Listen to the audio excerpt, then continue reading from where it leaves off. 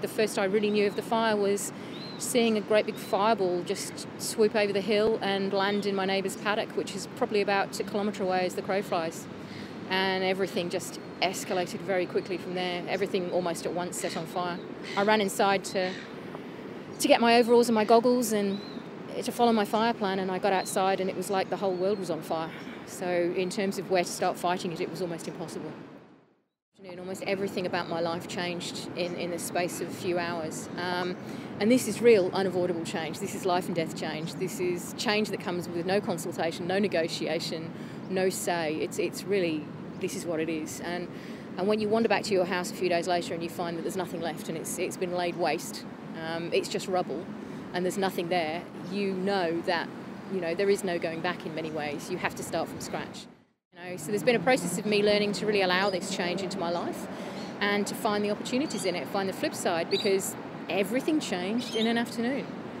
I had a friend who said to me shortly afterwards, she said, well, Karen, you've had the slate wiped clean. You've got a chance to live the unlived life. And that really struck a chord, because that whole concept of the life the life I might have had I not followed all the things that I'd done previous to that. So this unlived life really resonated with me, and I started to really think about it as a transformative experience rather than just this awful disaster that had happened.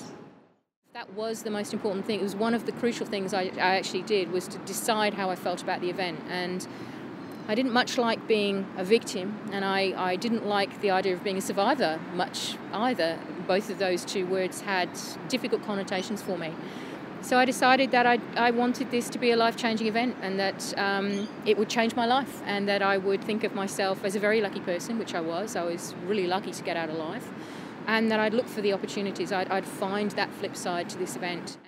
I think, there's some things I learned about this disaster that could potentially help others in other disasters, and I'm really aware of, the people who are coping with the Queensland floods and the Victorian floods, and the folks over in WA who've had to deal with the bushfires, and people like my brother in Christchurch and worse off than my brother, who are dealing with the earthquakes.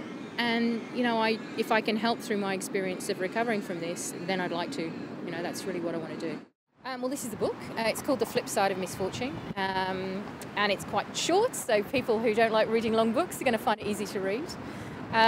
It was launched by Christine Nixon on the 7th of April in Melbourne, and it's available either from my website, which is all the W's, findtheflipside.com.au, or from my publishers, Bookpal in Brisbane, which is all the W's, bookpal.com.au.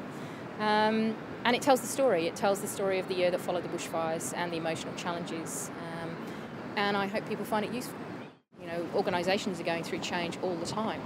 And we forget that organisations are made up of individual people with individual reactions to change. And I'm interested in starting to help people shift their experience of change, how to have a better experience of change, because it's how life is. It's what happens every day. It's how we have new experiences. Things change. I did a talk with the Commonwealth Bank and was talking to their branch managers conference, and one of the guys wrote into me and said, I've been really ambivalent about my new boss. I really liked my old boss, and I've had a new boss, and wasn't really sure that I wanted to work for this person.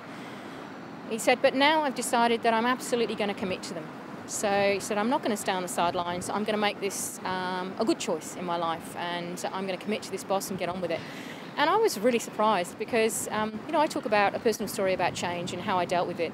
And that particular individual had translated it in a very different way for their work life, but in a very powerful way.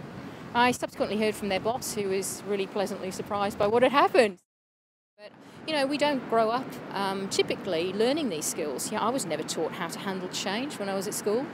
I had good, I had parents who were good role models, but and they taught me plenty about resilience. But in terms of looking for the positives in change, not at all. And I've struggled with change over my life, just as I think we all have. Our kids don't necessarily get these life skills. So I really think that, people in organisations probably don't have them either. So I'm really interested in helping. I'm interested in making a difference in any way I can, whether that's to individuals who come to my talk or whether that's to helping organisations rethink how they manage change. I've worked with a lot of big organisations over the years in the area of organisational change management. I do sometimes think we miss the point.